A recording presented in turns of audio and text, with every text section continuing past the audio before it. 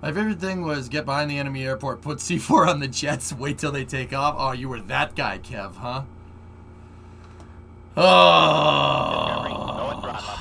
Joe Simba 1. 27-month resub. I thought I did this, but cool anyway. Thanks, buddy.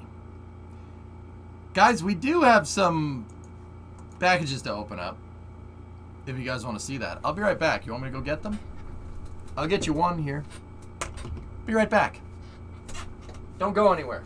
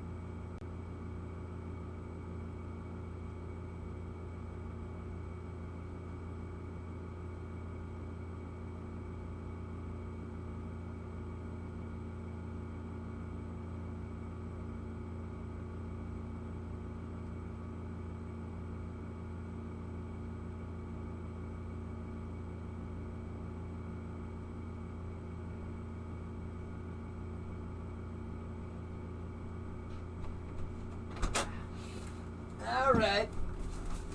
Chad, I was going to. Oh, I still got my mouth guard. Check this out, dudes. We got some packages here. Are we supposed to be putting things in boxes right now? Yes, technically. Unboxing. Discovery, go at Boxing throttle up. stream. So this one is from Linux Guru. So Okay. it's a gift for both of us. The second one's just for me. So. Okay. But Linux said be here for the other one. So Okay. we will see.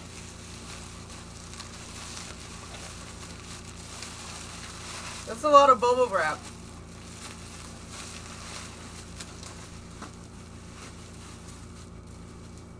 Huh. Well, this is 3D printed. Open carefully. Very fragile. Okay. I know what this is. Oh, chroma wraps, check. Oh, that's pretty neat. That's pretty neat. That's pretty neat. It's Venture Star and an X33.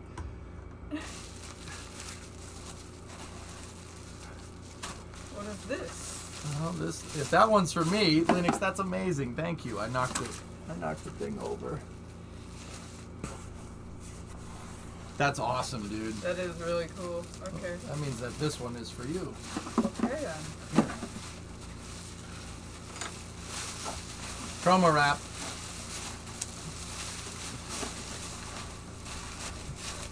Dude, this is That's really good. That's a good print. it's freaking awesome, man.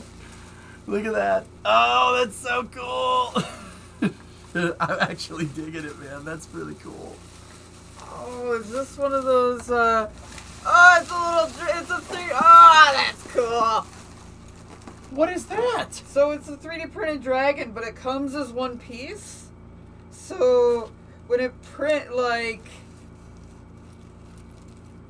This was 3D printed in one piece? yeah, I think. I mean, Linux will confirm, but I would assume that's like the, Whoa. that's so cool, dude. Yeah, he said it's one piece. That's cool. Thanks, Linux. That's impressive, dude. Thank you, man. Appreciate it. Here, could you? We now have another box for moving, and some bubble wrap. Was that part of the present? Now we need that. That's really freaking cool. Yeah, you have to have really good printer settings for that to get Yeah. it to work right, Linux. especially with all the scales and stuff. Yeah, you like, got this thing dialed in. Yeah. Jeez. One piece. Unfreaking believable. That is really neat. Cool. All right. Put it back in the box. There we go. I'm keeping the X33 on my desk. Okay, that's fair. Oh. Oh, it's so cool. I'm putting this in the... In the other room? Yeah. That's fine. In our box room? Yeah. Linux, that's awesome, man. Thank you. Oh, that's so cool. Freaking X33. Thanks, man. Look at this thing. Oh, that's so legit. Here, it can go with the other lifting body that I have on my desk. Actually, this is about to scale.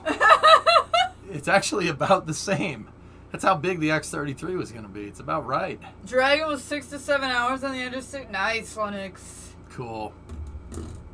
No, the doors don't open or anything. But yeah, that's about to scale. Is that more than one piece, Linux? Or The wings I think, are different. I think they were glued in.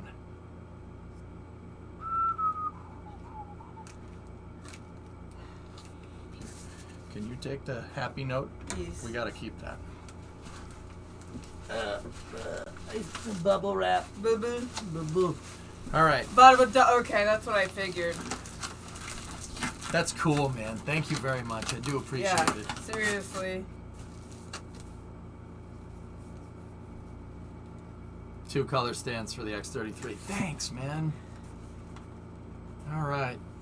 This one is just for me if you want to stick around for Well, it. I want to see what's in it All because right. it's been sitting in my chair for a week. So Well, fellas, this comes from someone that doesn't want recognition. Let me put it to you like that.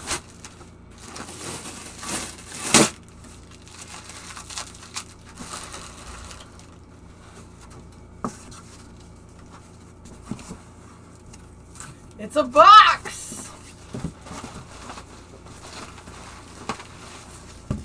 It's a box in a box. Okay. Now we have another No, box. there's another thing in there, baby. Is there? Oh, there is. Here. Can you put this in the? Can you put this in the box You room? might wanna. No, it's Okay. just a UPS store package. Okay. There.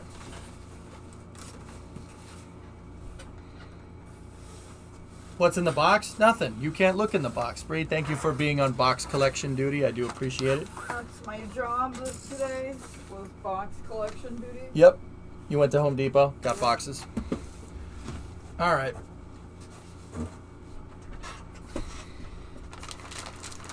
Well, I wasn't expecting you to open it up on stream.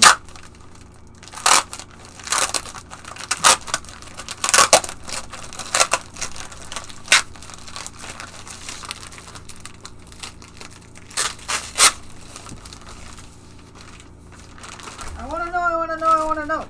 I'm failing to understand how this opens.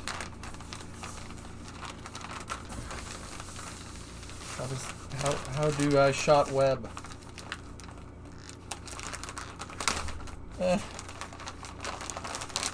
I'm glad you like it, dude. I love it. I love the X33. That's my jam, man. How the hell does this thing? All right. Do you need scissors or something? Yeah. Yeah. Yeah, I think so. I don't know where they are, to be honest. But Take apart a Ford, probably get open a UPS bubbler. This isn't a bubbler, dude. This is like, it's pretty intense. yeah, I don't want to damage. Are you okay? Yeah, I'm fine. I just knocked over a Ferrari. Oh, never mind, baby. I got it. Okay.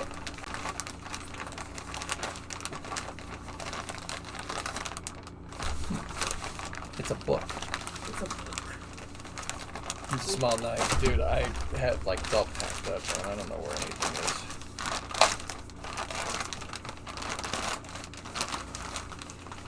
Is boop?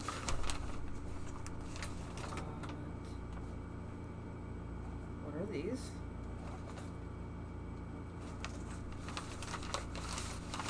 What are those? Can you hold that for a second, please? Yes.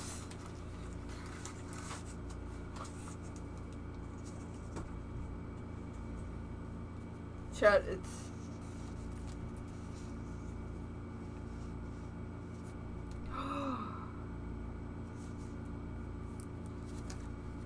So it's there. This is a blueprint, but it's in.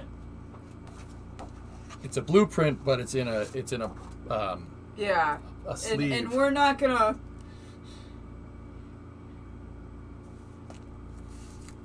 Dude. Are we allowed to have these? Yeah. That was a joke.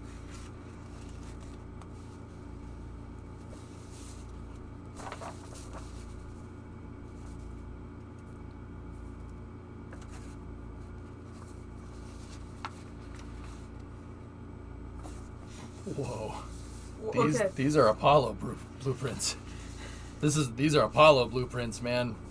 I need to put like gloves on. Yeah, now you know why they were so protected.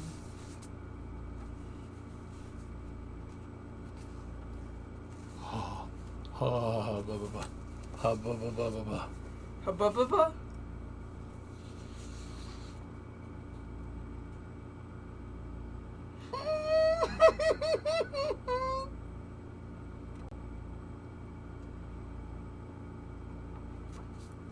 Oh, what do I? It's blueprint. Oh, it's pad blueprints. It's pad blueprints to Complex 39.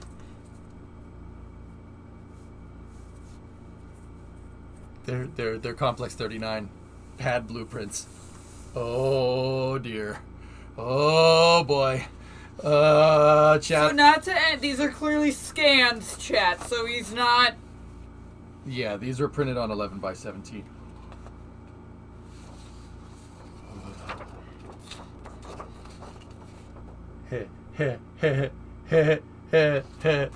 I'm quite fond of this.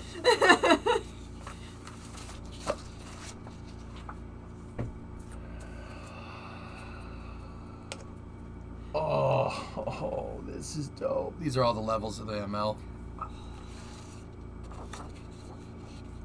Alright, you're gonna go through every single page of this, aren't you? No. Oh, because I was gonna... If that's the case, I'm leaving. Yup. Because I'm gonna watch you do it on stream, but... You can do that. That's fine. Okay. But can we find out what's in this box? You want to see what's in the box? Dude, there's ML blueprints in here. And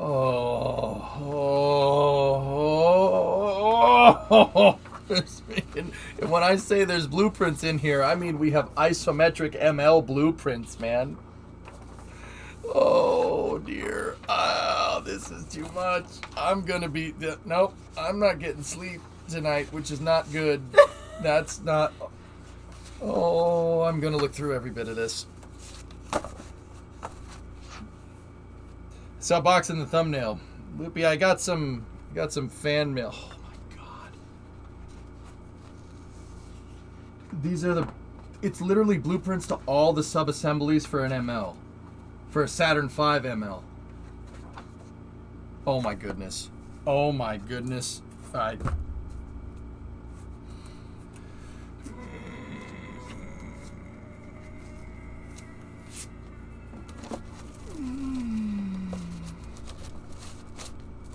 Dude, it's thick. Look at all this 11 by 17. Oh my god. Build an ML on stream, says chat.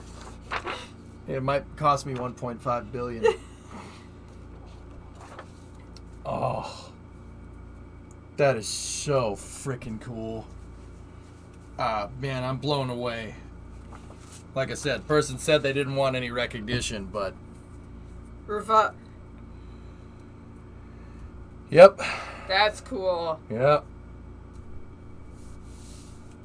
So scale it and 3D print it. Don't stand up. Shut up, man.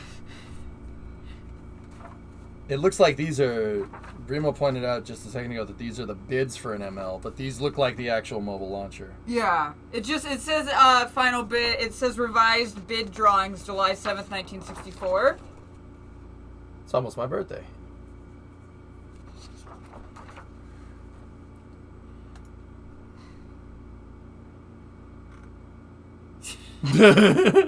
Yeah.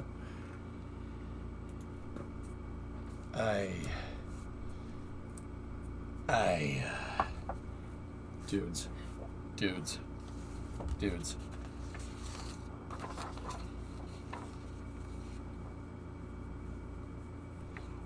Who are you? Who are you? It's right before that they Delivery. started building Go MLs. throttle up. Yeah, they started building them in late '64. Dude, frick me. ISO drawing of S1C intertank service assembly arm, and oh my god, These are all hand drawn too, Yep. right? Like that's what's crazy to me. Yeah, is these that these isometrics would have been hand drawn. Yes, that's all done by hand. that's crazy. Yep. Like I understand 64 no computers, but like the amount of detail and like Yeah. care that would have went into Homeboy drew the damn fence grading. right. All done by draftsmen, yeah. Oh, actually, Bree, you would have been really. The other day, we figured out ULA did a special on the guy that hand paints fairings for Atlas, and he's a sign painter, like an old school sign painter, that's like cool. like in Mad Men. He uses Yeah. all the techniques to put your hand in, like you dig it. I'll have to show you that. Oh, well. Wow. There goes his sleep schedule.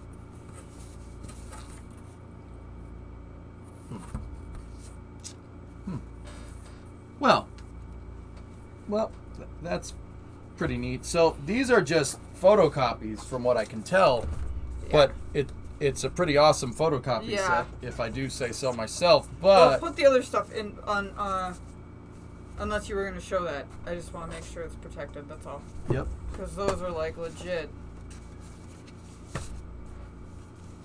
Save Ian's link.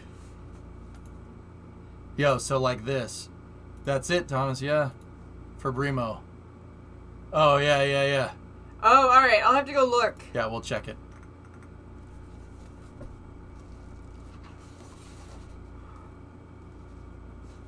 What is this?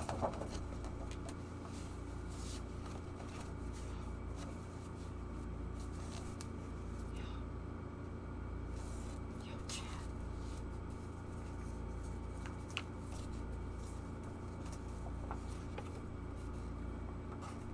Dude, I need like white gloves for this.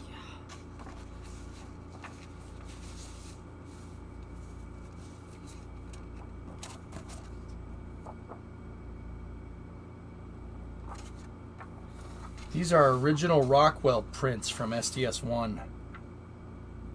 Damn. Yeah, this is like original Rockwell prints. Look, there's a picture of the shuttle on orbit with the DFIU, but look, it's all from Rockwell proper. So this is what they would have given out to like employees and stuff. If I'm looking at this right. Where'd you get this from? Viewer. Yep. An anonymous source. Dude. Dude. Oh man, I'm really happy I accepted this one. So look, this is like in a press kit. Look, That, yeah. it's in a press kit with the matching signage for Rockwell. Dude. I don't even, like, do you even put those in a frame? Like, what do you, like, how do you treat those correctly is my... Look at this. Those are original. Those are photos. That's an original pack kit, man.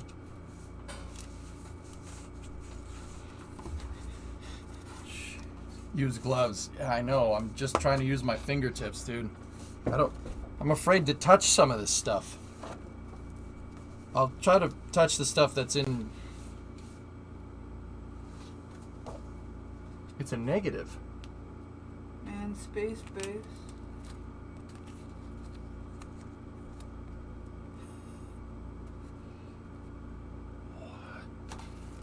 Are those from 1981? Well, probably 1982, but yeah.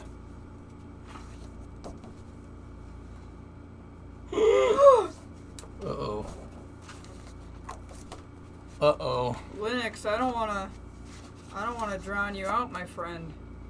But This is a info sheet from the Skunk Works about the X33. Dude. What? And I have an X33 model to go with it. do you want a sticker? I have one. No, I'm good. I'm good. What else is in here? There's the negative.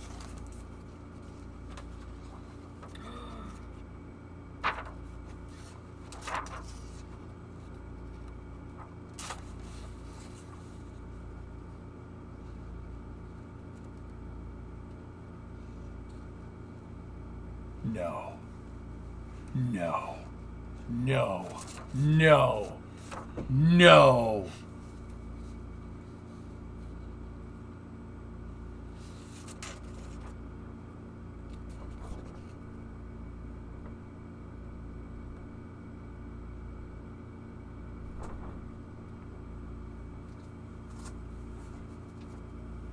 Where in the hell did you get this? So I see it says Union Pacific.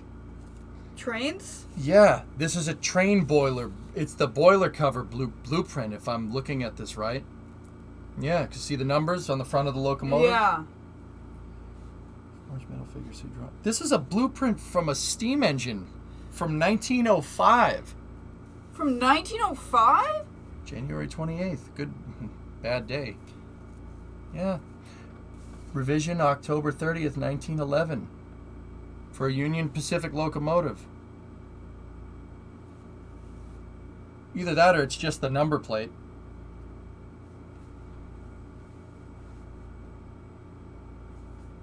What the frick? This... We're not done, guys. The person who just sent you a message. Yes. Okay. Yes.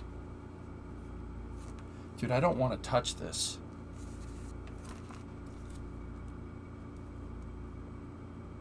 What locomotive class does it say? It says used on all classes of locomotives. So that tells me that it's just a number plate, dude. Boo! What's going on? Dude, I don't want to touch this. Yeah.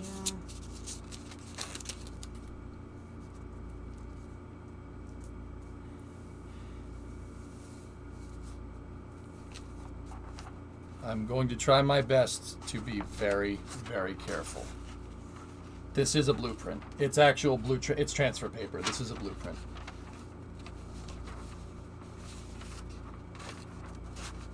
I'm so scared I'm going to break this.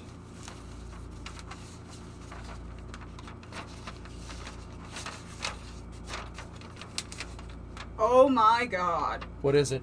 Illinois Central. I mean, it's clearly a train, sweetheart. It's a boxcar. Illinois Central boxcar. It's a real blueprint, guys. I don't want to crease this. Can you hold that, please? Yes.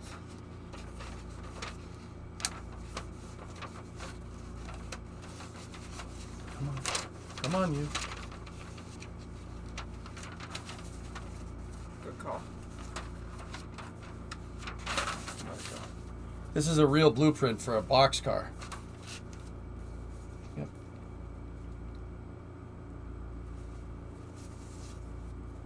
It's actually the signage for it.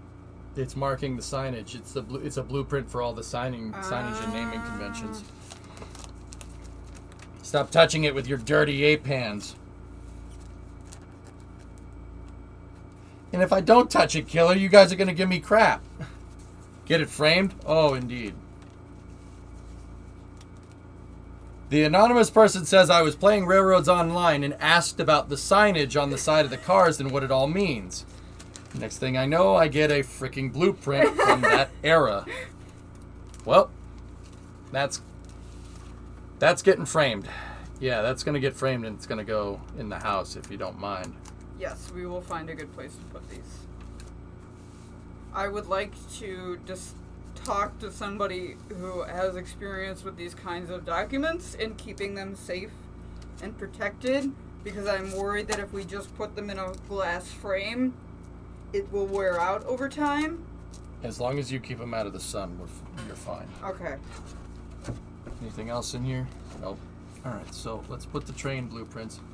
I'm sure your new house has enough wall space. Yeah. Yeah. To say the least. Oh my goodness. So, oh, hey, don't crease that. Acid-free backing to the frame. Yep, there's Okay. also that. Yeah. Does anybody work in a museum here that could tell me?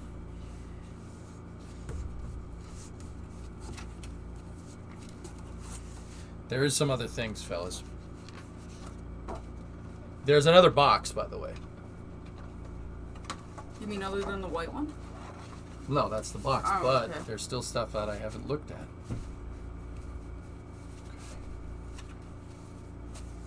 I'm gonna put this right here.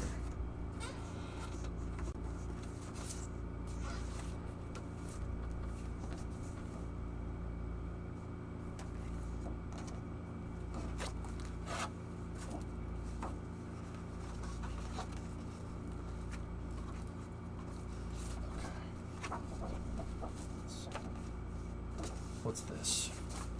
I'm gonna have to back up a little ways. Yeah. We're gonna have to back up. So these are plans. They're real plans. They say NASA on them.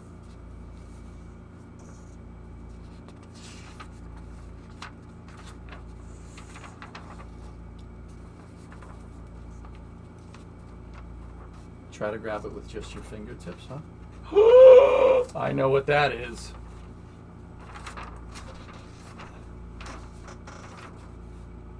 It's 30. It's Complex 34's MSS. How the hell did you get this?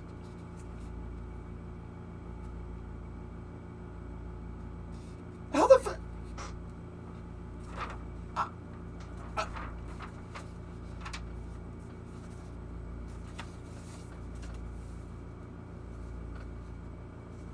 It's guys. This is a real plan. Look, it's faded. It's a real plan.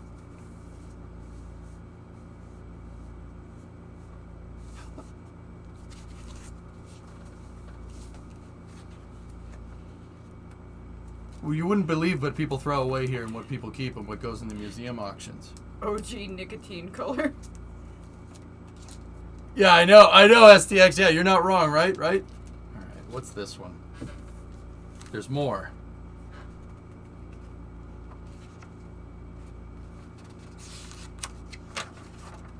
What are we looking at here? Sorry, babe. No.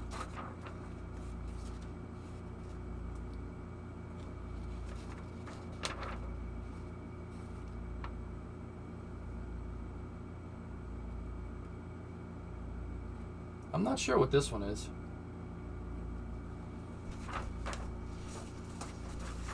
Wait.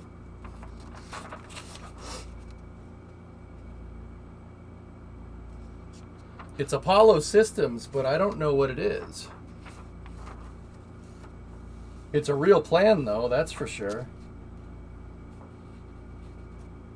General Electric Apollo Systems for Cape Canaveral. It says panel front. Huh. Huh.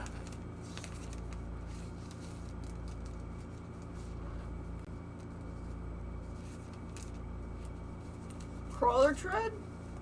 No. I don't think so. And if it was GE, what did they work on? All kinds of stuff. Oh. The guy's telling me it's a control room panel. Oh. Cool.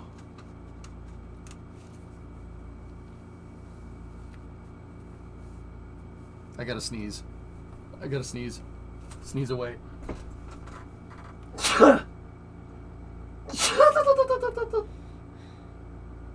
Okay. Old backlit display they had for Gemini? Yeah, that's what that looks like. GE would have worked on something like that. Dude, There's more. Oh my goodness. All right. What's in the box?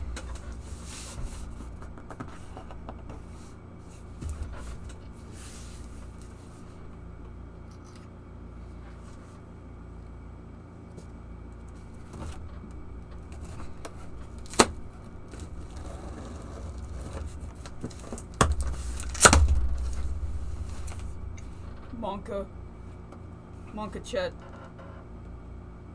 Monka. What the hell is this?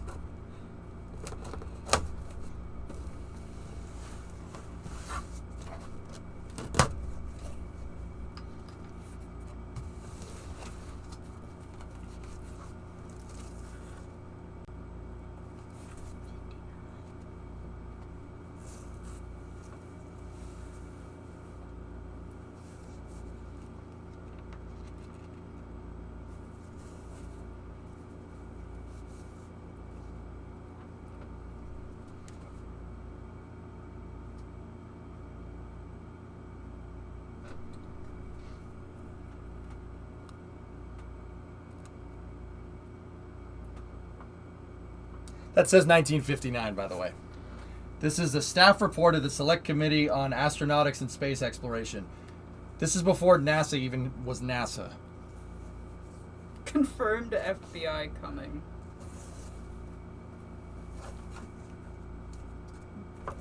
Now this, what I have here is not as old as that.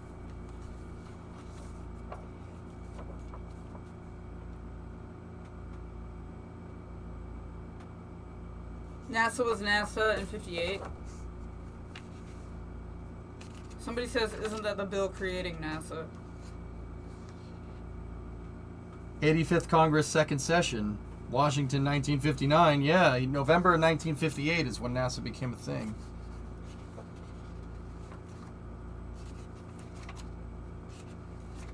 What? This is the landing integration and operations. De-integration, I should say, from STS-32.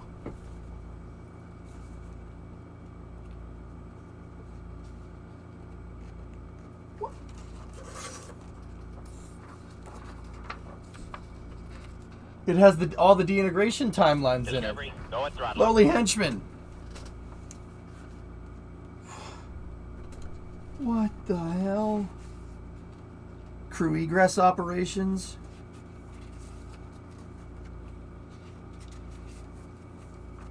Orbiter power down. Oh my goodness. SSME drying. It's the Wow. run book for... Wow. Let me see this book from 59. Hold on.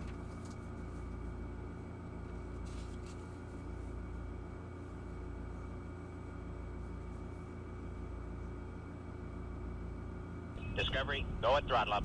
Thanks, Dougie.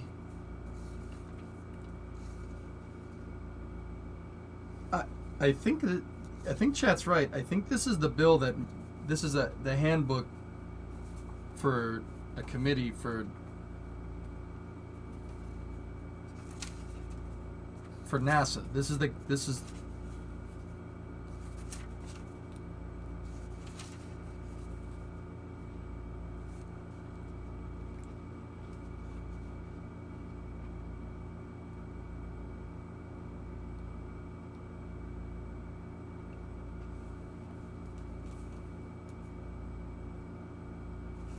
That's pretty special. I can't touch that. I can't touch that anymore. I'm gonna mess it up.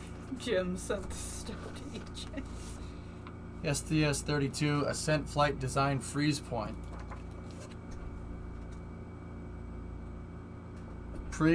It's pre-FFR, November 29th, 1989.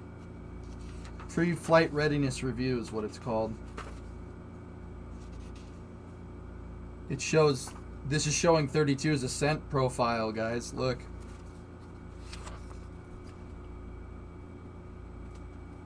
Operable, maneuverable limits of the orbiter for the STS-32 mission.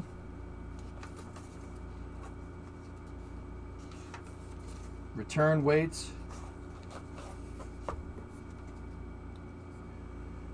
I knew STS-32 was special. This is the one that went and brought the LDEF back, the Long Duration Exposure Facility. It was launched pre-Challenger, and it was up there with a bunch of CubeSats on it, and the shuttle went and grabbed it and brought it back down.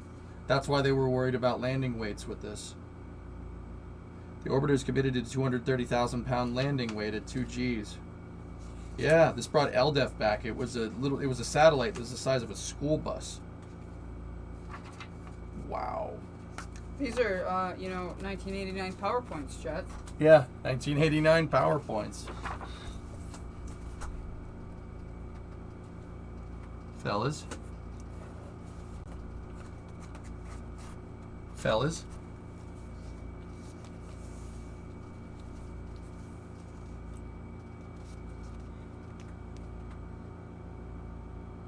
I don't know, Jim.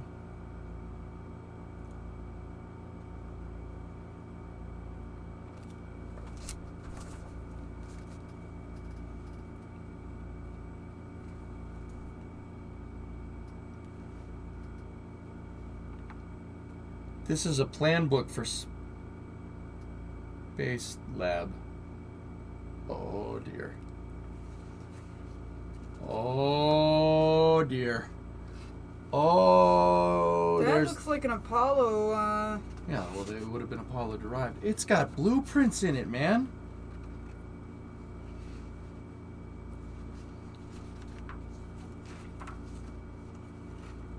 Yeah, the pallets. These are the shuttle pallets. See? Pallet orbiter attachment fittings.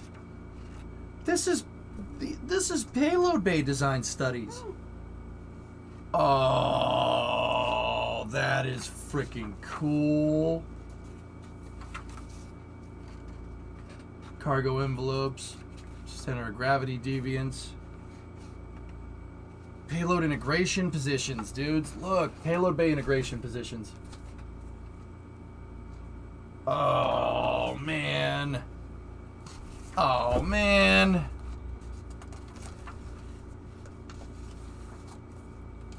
Alright, I feel like I'm ruining this, so I'm gonna watch you unbox this away from... Okay, that's fine. Oh, how did you get all this stuff, man?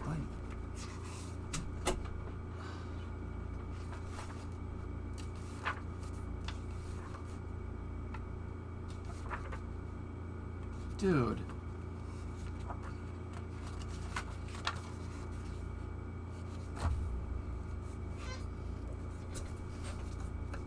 This tells about how the payload bay goes together in a bunch of other things.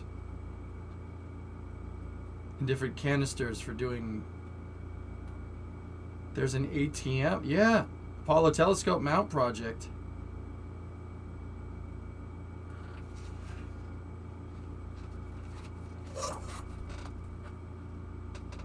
Oh my goodness.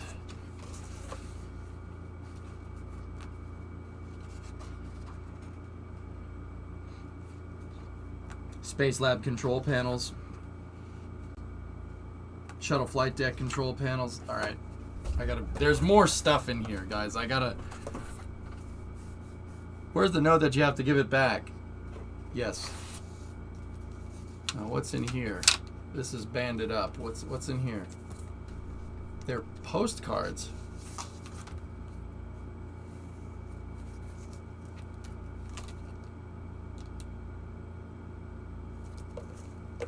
Whoa.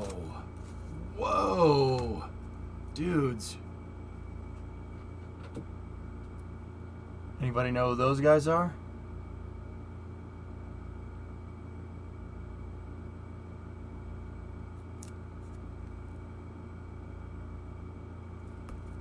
It's Mercury 7.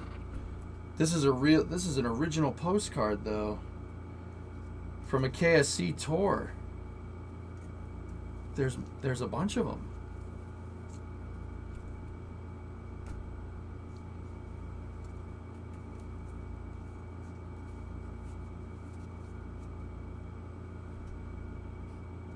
Complex 34. Oh, who knows what pad this is? You get points if you can tell me what pad that is. I know what pad that is.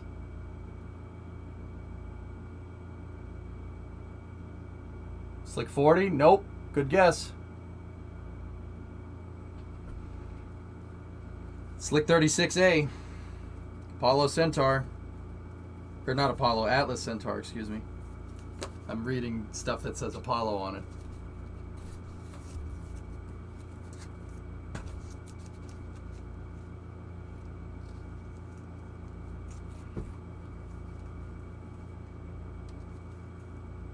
Dudes, this is some gnarly space memorabilia. I don't even know what to say.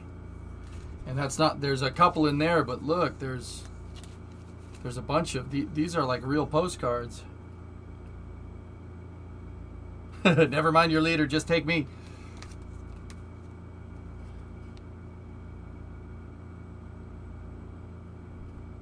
This one has a note on it. Wow, I'm not going to show the address though. These are like real, these are real KSCVC postcards from back in the day, dude.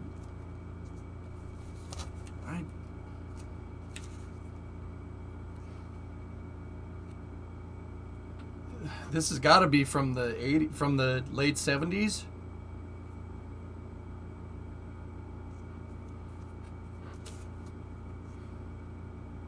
That's not from the late 70s.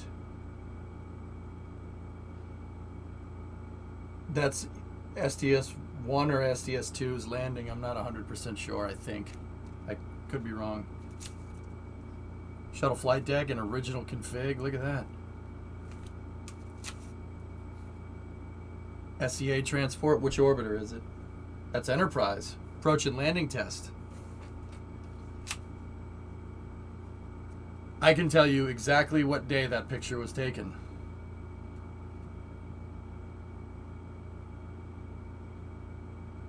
This picture was taken the same day that STS-4 landed, because that's the day that Challenger rolled out from Palmdale past Edwards onto KSC. That's Challenger. I can tell you exactly which day this was taken. The day that STS-4 landed. Picture Discovery landing. Dylan, 26-month resub. Oh, dude, look at this. Look at this. Look at this America picture right there. Shuttles and Eagles. Now we're talking.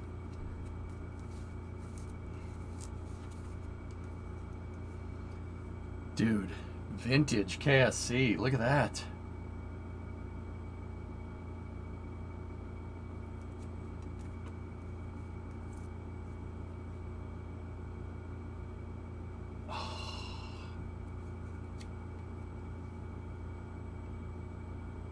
Dude.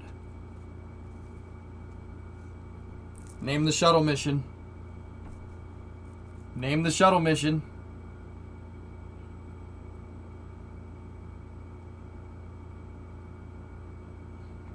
STS-41.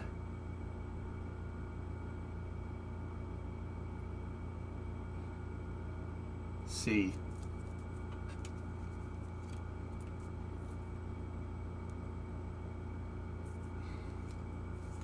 Dude, you get super bonus points if you name this mission. Super bonus points for whoever gets this mission.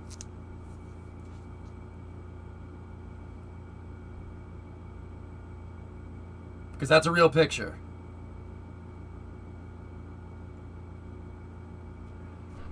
Well, Loopy, you got it right.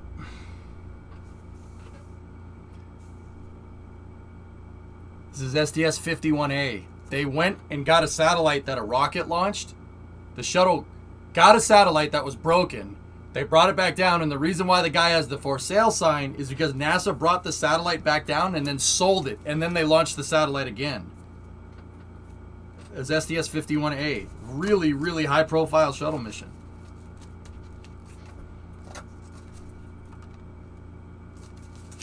Yeah, they did that in the 80s, Shaw. There's a reason why I like the space shuttle so much. Because that's really freaking cool. Because it can go grab stuff and then bring it back. Can you imagine what the shuttle could do in a healthy commercial satellite market? They proved in the 80s that you could do it.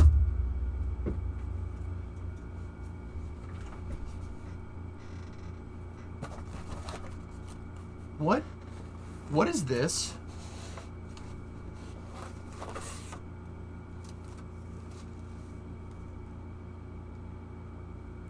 No, no way. No way. No way. No way. No way. No way. No way. No way. No way. No way.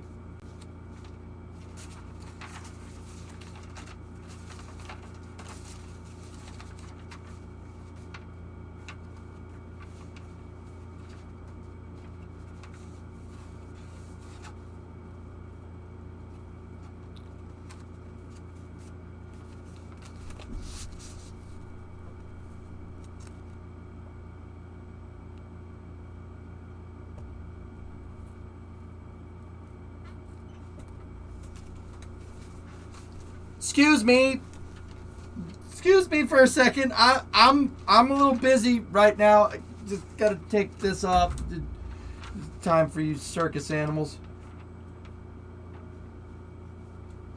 Oh. Oh boy.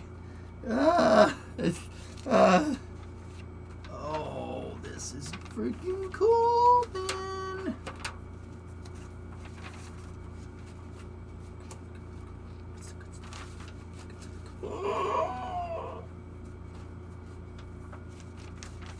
Oh, look. Oh, look. SSME plumbing. Oh. Oh, boy. Shuttle main engine. Shuttle main engine plumbing. Oh, my goodness. Yo. Yeah, we... Hand check.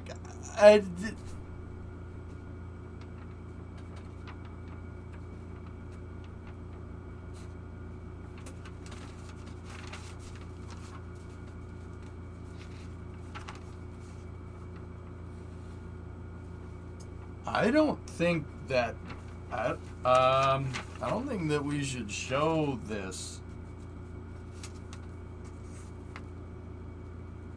Holy schnitzel.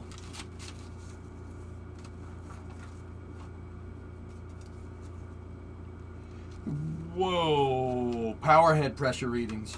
Oh, man. I don't know if we should show that. I don't know if we should be showing that, man. Damn.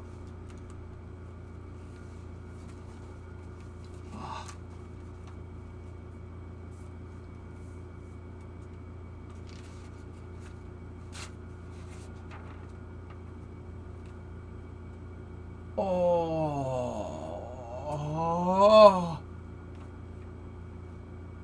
Keyway orientation. Oh, that is this is pretty cool, man. This is pretty cool. Trying not to geek the frick out. Turbo pump architecture. Oh, okay. Why does this exist and why is it in my hand?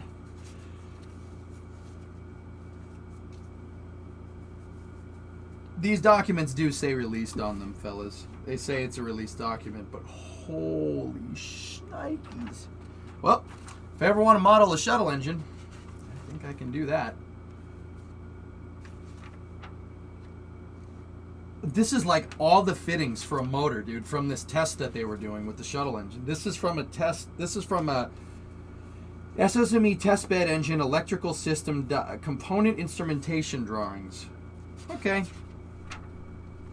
Okay. Okay. Now you can build a smaller version of the RS-25. Right.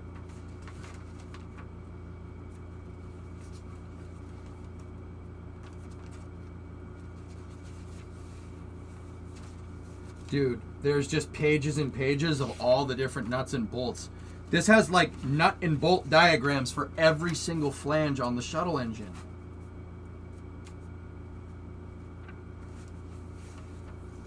This is fucking heaven.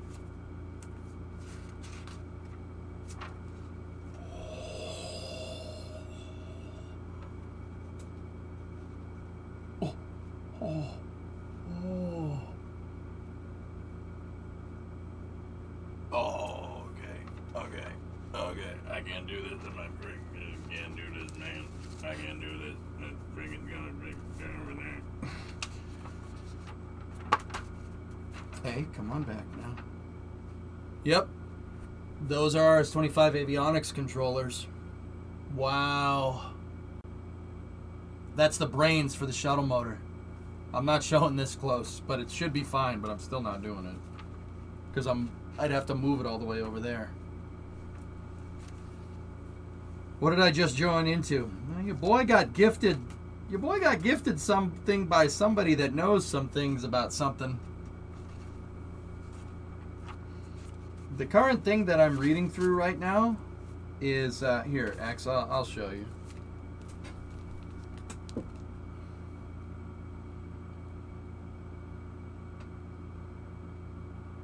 See last, please. I'm a little busy right now.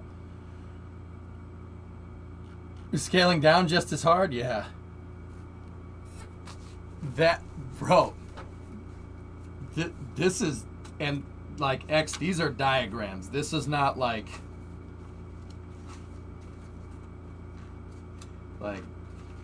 this is the real deal, man.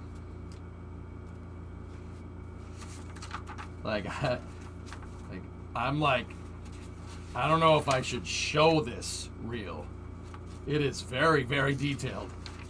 Rocket Guy would dig these. I mean, most of you guys would dig these, but. So I'm just kind of showing it from afar here. And you guys should be able to pick out some stuff that you guys should be able to pick out some stuff that you see, that you know.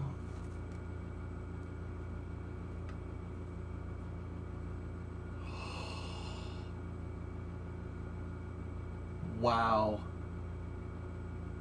Shuttle engine diagrams. Oh, bro, your boy's having a problem over here.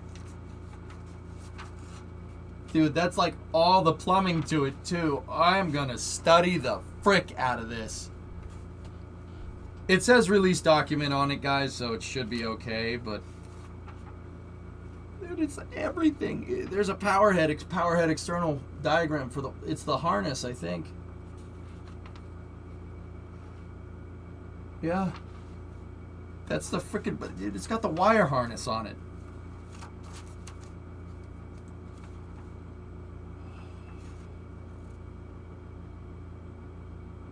Wow.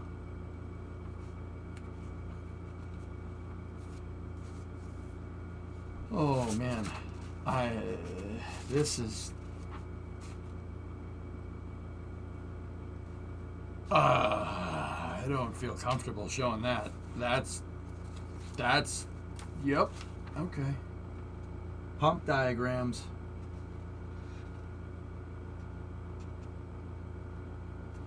What in the absolute schnitzel?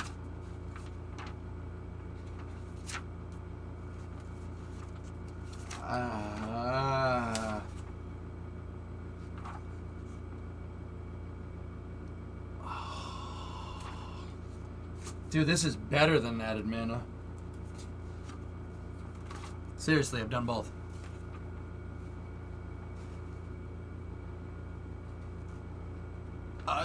Alright, I gotta stop looking at this.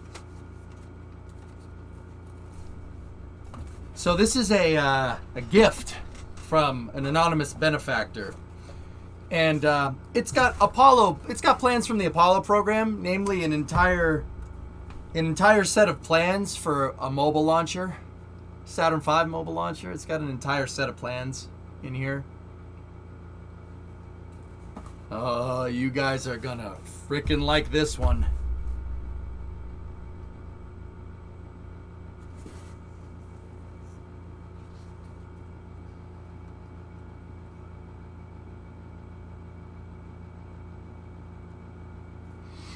Excuse me.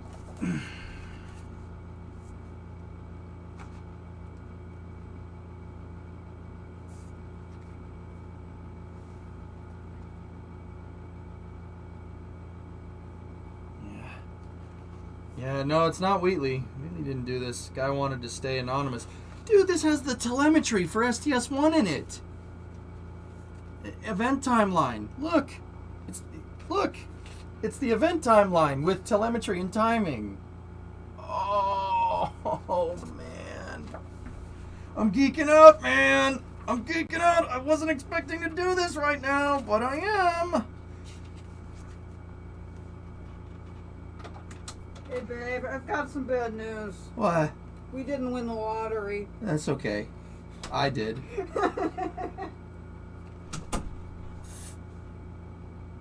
Cryogenic fueling timings. Pretty sure those are ITAR nowadays. Yep. LOX topping, LH2 topping, and the timings for it. If only they posted them for SLS, Luffy. Look, they're here. Look at the graphs. Look at this graph.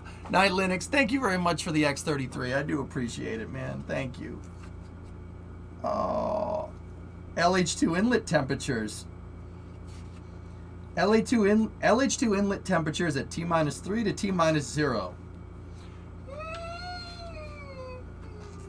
Bloody, this is nuts, dude. I don't know if it's copywritten or anything, but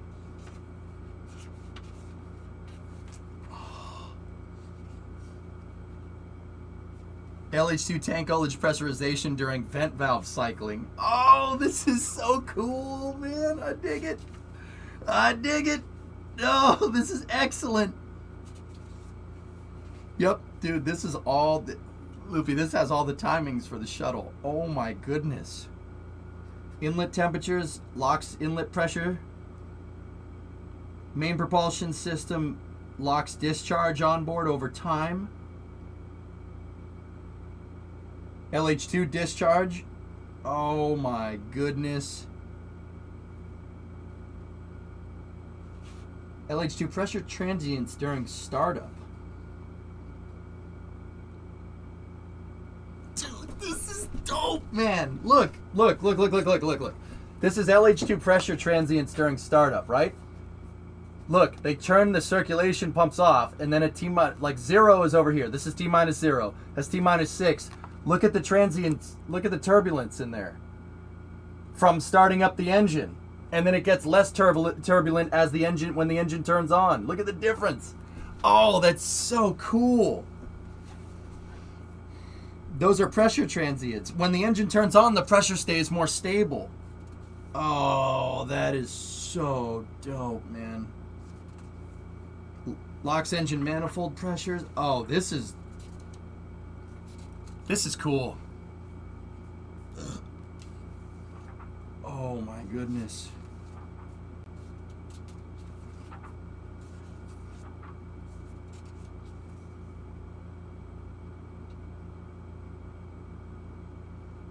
Engine sequencers. Yeah. Start condition at SRB pitch discharge time. Yep. This shows how the sequencer works for the shuttle. Oh my goodness. Oh my goodness.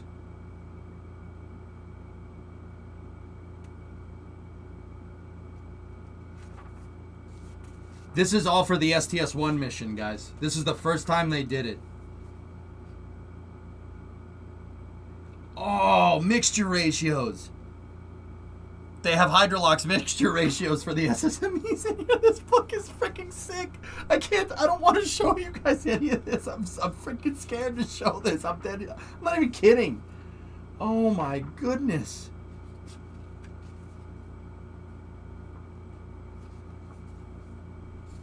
Oh, this is freaking cool, man. Well, I'm reading all this. Yep. I ain't sleeping tonight. I'm going to read all this. I'm not even kidding. Dude.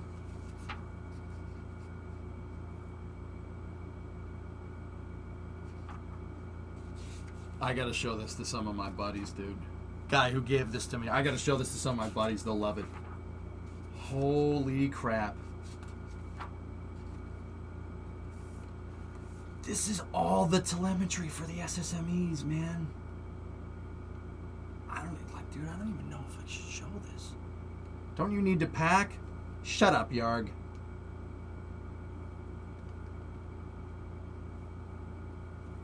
What?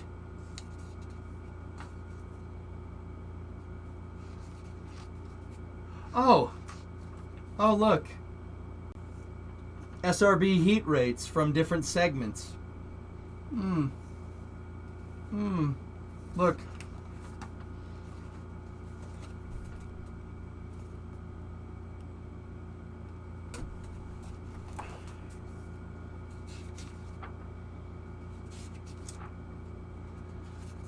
Oh.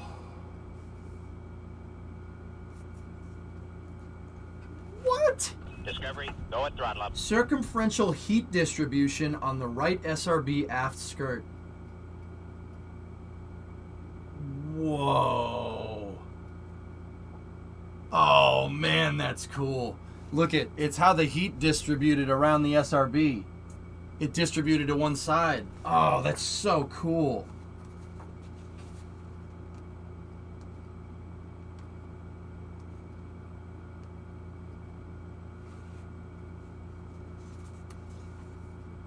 External tank aft segment heat rates during ascent.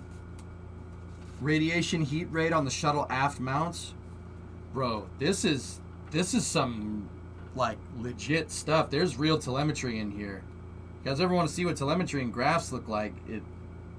Yeah, well, you guys probably can see that. ET altitude after separation. The ET flew to a 500,000 foot apogee on STS-1. And then broke up at 50,000 feet.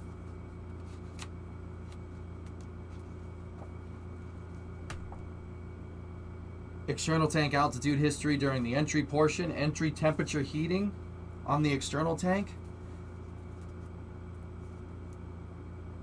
External tank thermal condition at 256,000 feet. They documented the entire re-entry for the tank. This is dope. This is freaking dope, dude.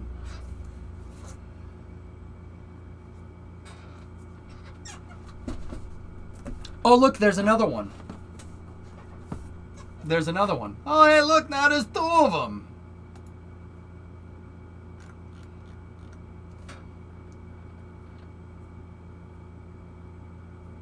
I'll tell you in a second, Cyborg.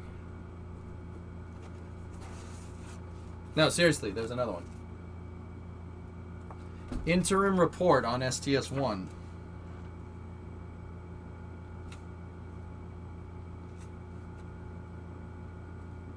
Whoa.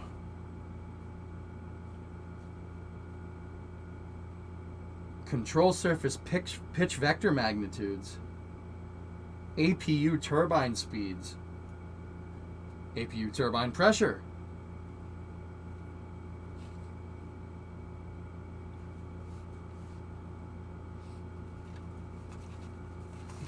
Look. Oh. This is probably the only thing that's cooler than this is the computer that you guys bought me in 2017, but this is This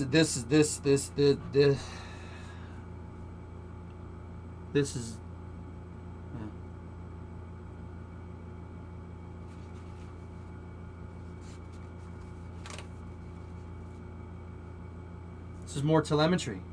It's got telemetry on the SRBs in here. Frick me, dude. How the hell did you... How is this... How'd you get this? How did you... I don't get it. How did you get this? How did you get this? There's another one.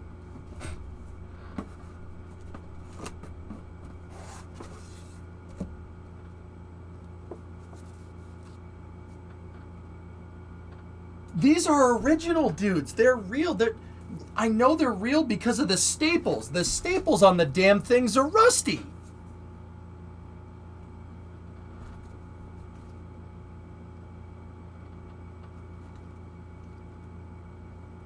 This is the STS-1 final report. Oh my god. Oh my god. Ooh.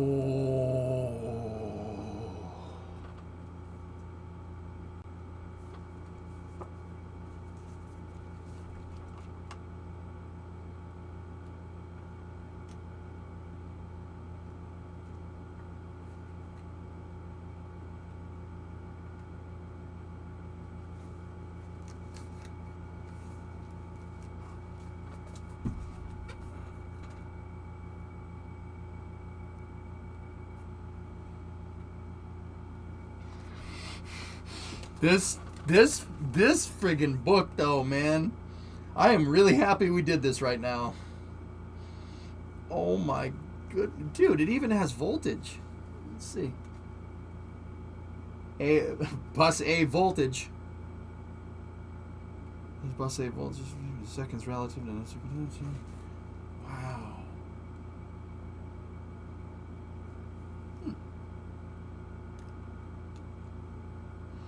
The SRBs run on a 40.5 volt system. Cool. Today I learned. It's been sitting in storage. I know because the paper. The paper, this inner paper is really nice paper, and then on the outside it's a little scuffed up, but I don't want to wreck this here. Look. Take a look, dudes. Those are that was thermal measurement.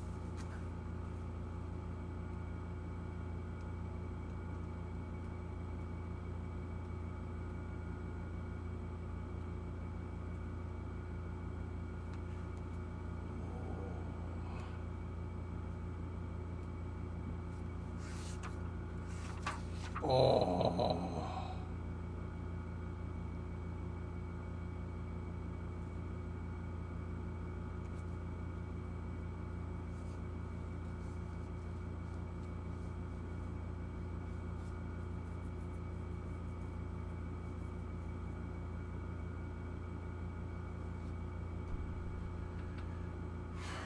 Wow, that's a lot of deviance. They had deviance on the combustion chamber pressure on the three main engines for STS-1, like a significant deviance. We're talking PSI in the double digits.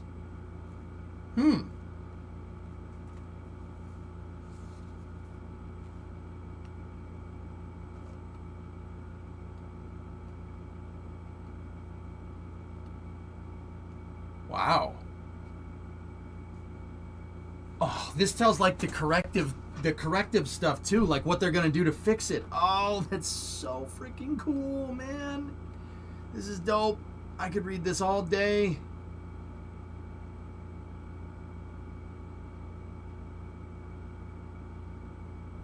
Look at, look. All right, so I'm not gonna say what these graphs are actually for, but look, you have the predictions, all right, and then you have what it actually did. See these two right here? Those two lines.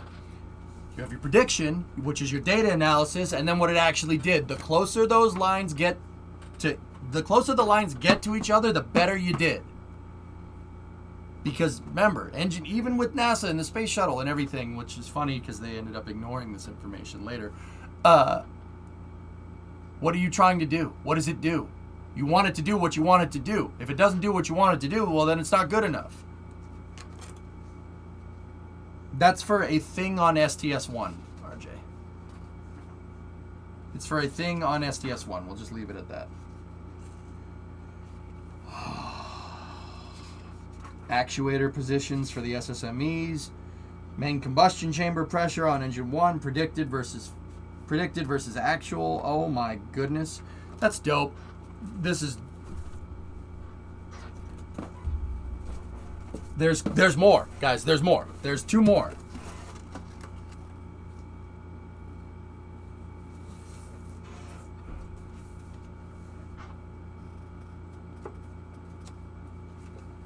Space Shuttle Detailed Flight Evaluation Test Task Document, December 1980.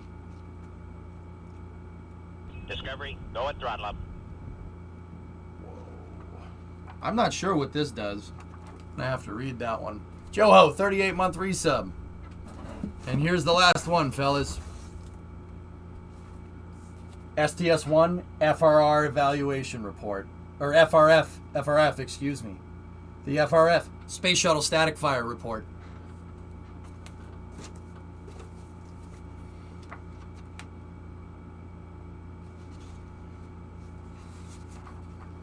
So, the FRF is a car. FRF is the flight readiness firing for the shuttle. They basically static fired the shuttle on the pad, but it was only for like a couple seconds, for like 6 seconds, and then they shut it off. It was basically a green run for the shuttle, only they actually lit the engines. This is the readiness report for the FRF. The FRF was only performed 5 times.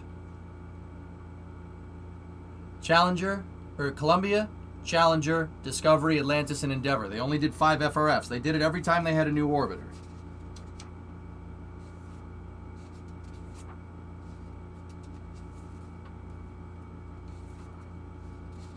Dude, I don't...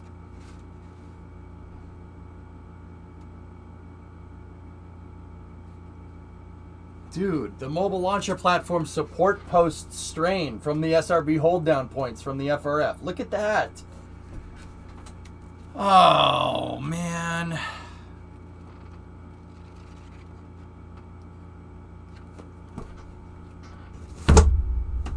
Well, that was awesome. Yep, that was a treat. I'm freaking very humbled right now. Sell it to the Russians. I'd rather send them a flaming bag of dookie. Judas Priest bars, it's one of them flaming bags again. I'll put it out with your boots, Tad.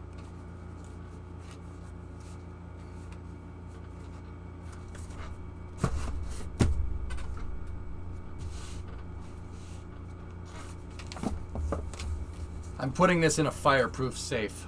Yeah. Fireproof.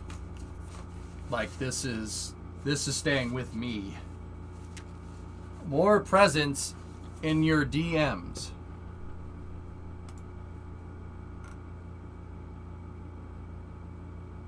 Oh, nice. Oh, cool, Zori. I'll check that out.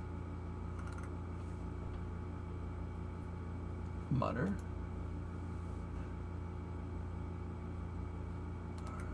Cool. Guys, here. This was the thing that I didn't really get through the whole thing. Here, I'll show you. So, this was a present from a viewer. Some people unbox, like, I don't know, stuff. I get, some streamers get all kinds of stuff, unboxing streams and whatnot. They unbox like Raycons or something. I don't freaking know. Your boy gets a detailed plan of Complex 39 mobile launchers in blueprint format.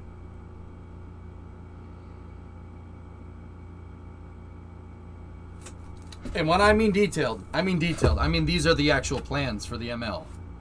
Like, look.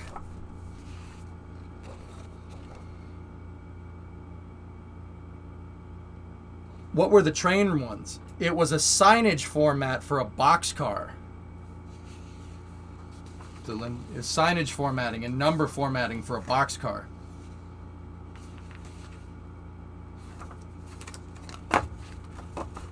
Yep. This is a complete set of plans. And if you're an architect, you know what I mean. This is a complete set of plans for the ML. Like, complete set. I mean, keep in mind these are photocopied off the original plans. It's photocopied onto 11 by 17, but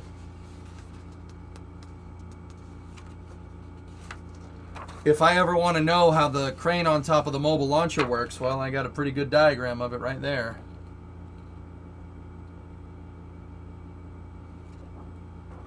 Yeah, Yarg, okay, that's fair.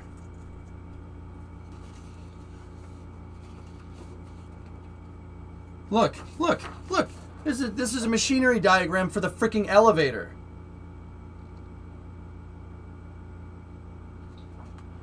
What in the actual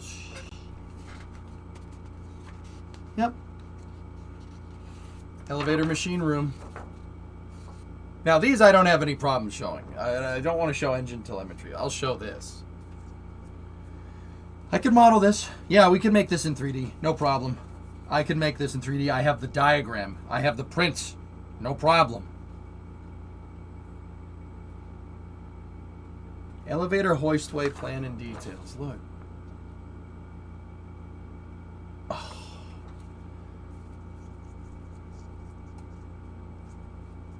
Yeah, shrubbery. That was in there. Discovery, go at throttle up.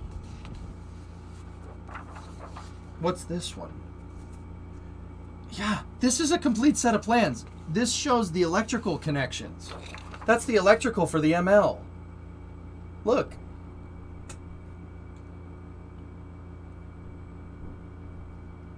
Nervous, this is dope, dude. There was shuttle engine telemetry in here. In the STS1 book, the complete report. There was shuttle engine telemetry. I'm like, I don't know if I should show that, dude. I used to do estimation based on structural plans.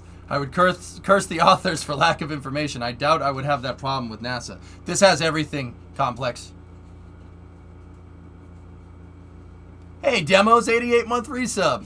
You got married last weekend, yo. Hey, congratulations. I just wanted to share since I've been watching you since I graduated high school and now I'm starting my second year of law school. Damn, dude. Jeez. It's been a hell of a ride, man. Been a hell of a ride. I'm glad I could share it with you. I mean that. And that goes for everybody, dudes. Look. Lightning prevention isolators on the mobile launcher. They have isolators on the pegs. See? And then there's a blueprint of the isolator peg. That's cool, man. Oh, that's so sick, dude. I want to make this in 3D like right now. Look. The ML hold, the mobile launcher supports. Look at those. Yes. How tall is it?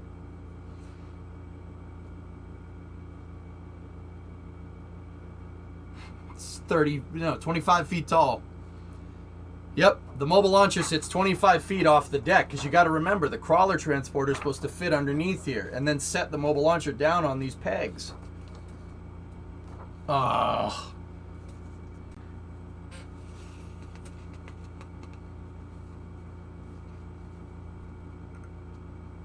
Hey, Complex, this detailed enough for you? There's the detailed blueprint, the detailed mechanical blueprint of said peg.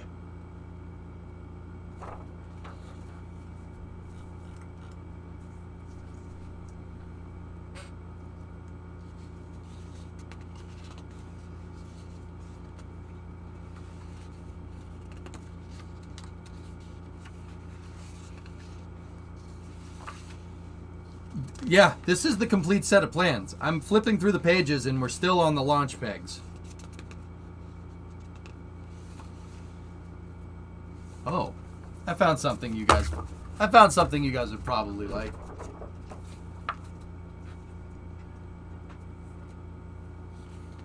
Anybody recognize what this thing is?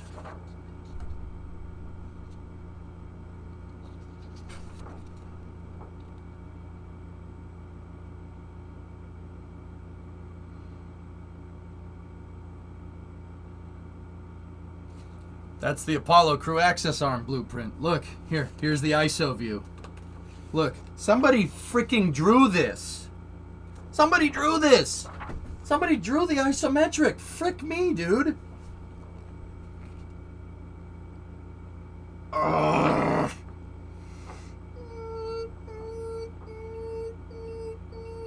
Oh, that's so freaking cool, man. Service module, umbilical. Oh.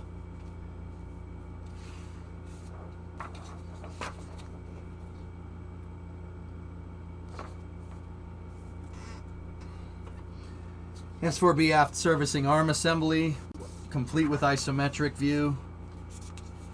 S2 service umbilical with isometric and 2D view. S2 intermediate service arm assembly.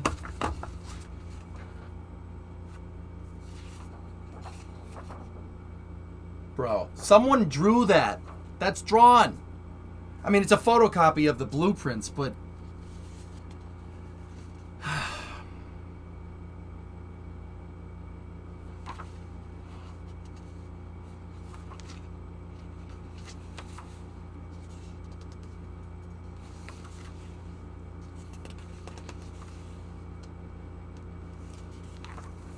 Yeah, nervous. You just found NTRS, Brian? Oh, good luck sleeping. NTRS is my favorite, dude. I read that site for fun. Especially the stuff about the X33. S4B forward service assemblies. This is the S4B umbilicals. Dude, it goes... Like I said, guys, this is a complete set of plans. Like, when you mess with architectural plans, there's structural plans, and then there's electrical plans, and then there's drainage plans, and then there's irrigation plans, which is probably part of drainage. There's HVAC plans. There's a bunch of things. This is the complete set. This is electrical, HVAC. This is all of it.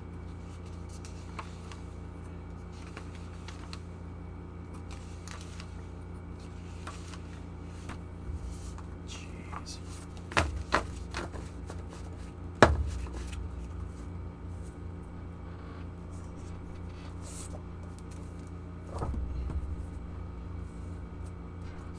I mean, keep in mind, this is just a photocopy, but it's a photocopy of the multi-launcher plans.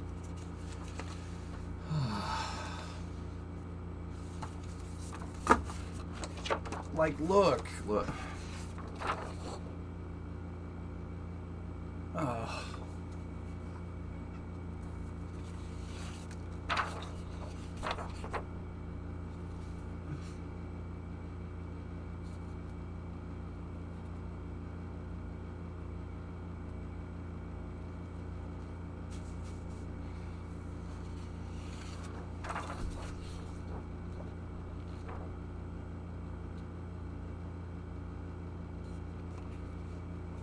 That's just a render. They'll never build that. Yeah. Yeah.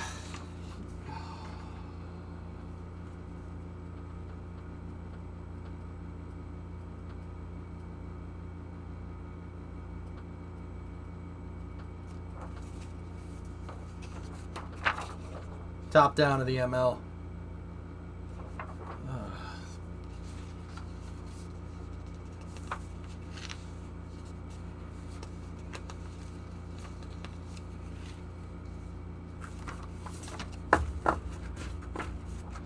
Dude, the framing plans. This is the framing plans for that same thing. Look at that. Make a 1/72nd scale of that once you get your garage. Yeah.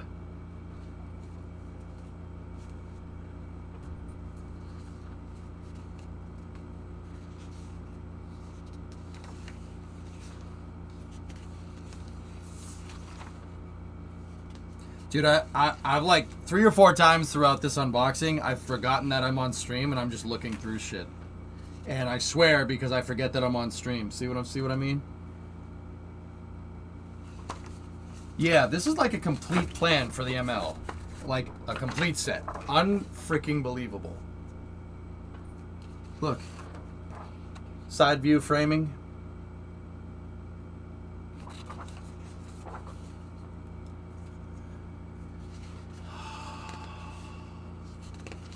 Oh my goodness.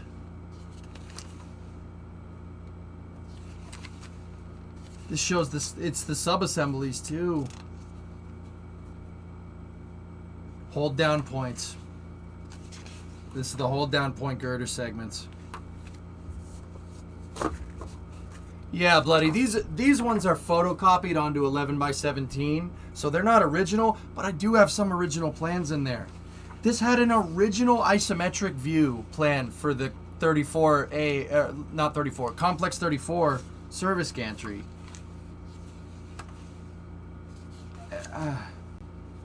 Yeah, yep, this broke me, guys. I am very broken.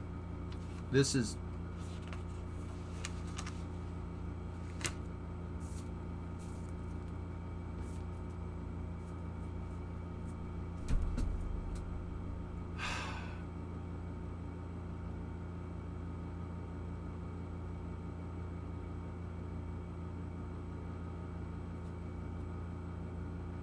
Yeah, bloody, it's cool, man. I'm very, very humbled. Look, check this out, dude. No, trust me. Look at this. Look at this. It's down to the damn staircase diagrams.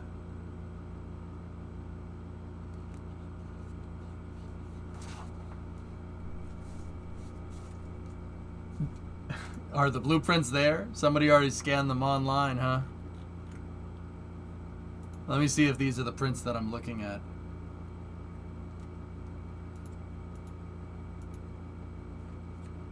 It's not loading the picture.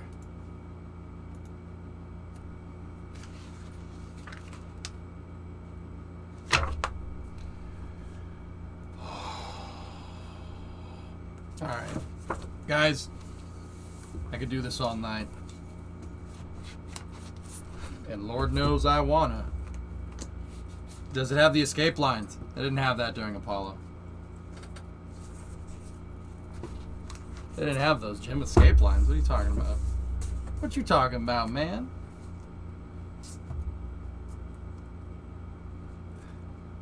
Yeah, I've been on SLS's mobile launcher, bloody. I haven't, not on the Saturn V's. I've only seen a shuttle mobile launcher platform from like 20 or 30 feet away.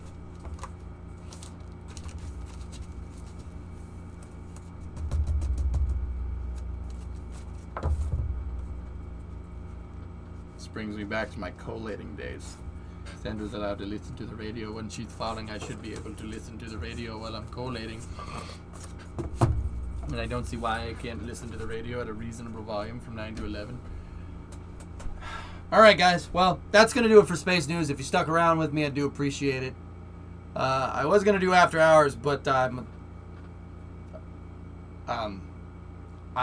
have a date. Yeah. I have a date with Flag's staff, but Linux got me an X33, a 3D printed X33. I love this thing. I love it so much. We didn't hit Mega Millions, unfortunately, but if I did hit Mega Millions someday, I'd bring this back. We'd fly this. Last interesting thingy. There's 2 launch mounts at LC-12. 3 tanks, and the old Jarvis tank is on a newly made concrete pad.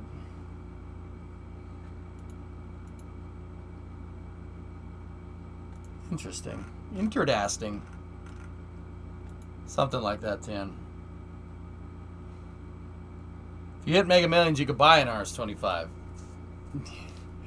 Yeah. Nah, Jim, if I ever become a millionaire, I'm doing this.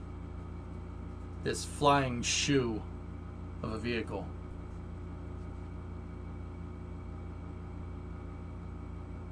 God, this thing would have been so freaking cool. This is a hell of a clean print from Linux, too. I mean, look at it. Guys, you can't even tell that that's 3D printed. Look at that thing.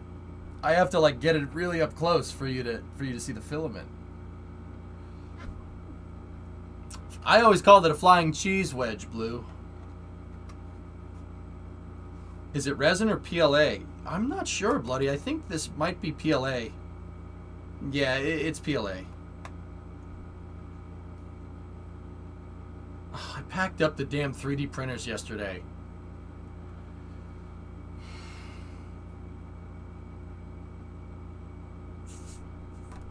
We need Linux to come and set up the printers. Dude, I really do. I suck at leveling those things. We both do.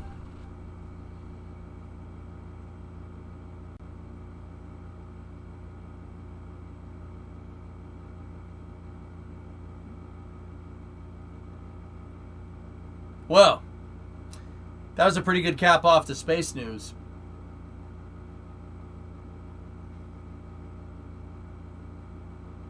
Yeah, Pythos, you don't have to level it to gravity. You have to level it to the damn extruder.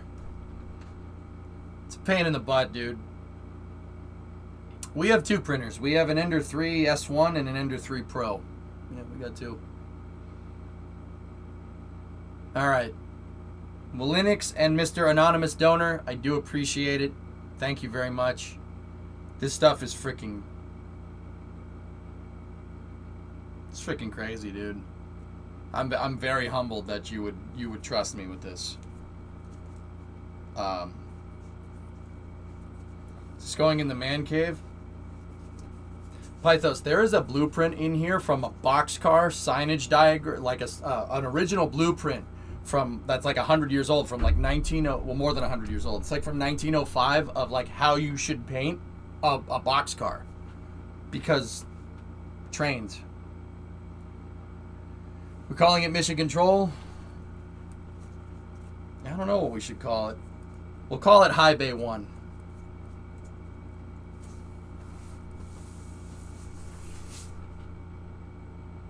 Unfrickin' real. Don't stay up too long. Yeah, that's not happening. Did you get that other thing in the mail yet? No. I haven't gotten anything else. Nervous. Why? Unless it was a package. I mean, dude, we have boxes everywhere. I don't know. One of these days I'll break out your CDCs. What is CDCs? Michigan Control? We're not in Michigan, though. Career development course.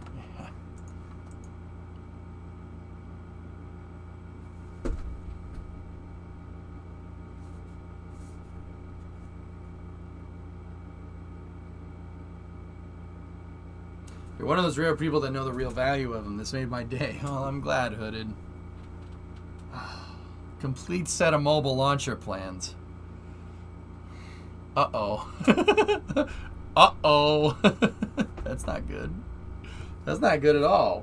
Why do I have this? Anyway, fellas. I'm going to head off to bed.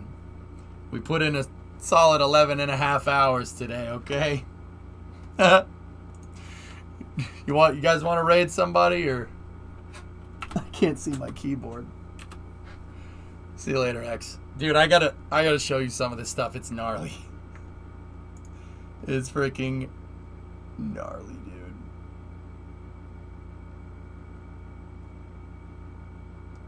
Here, let's go see what Tara's up to. He's got the Tarkov going on. Let's go see what he's doing with the Tarkovs. I'll talk to you guys all tomorrow. Okay, nervous. Got it. Go see what Taradra's up to. He's playing up some Tarkov.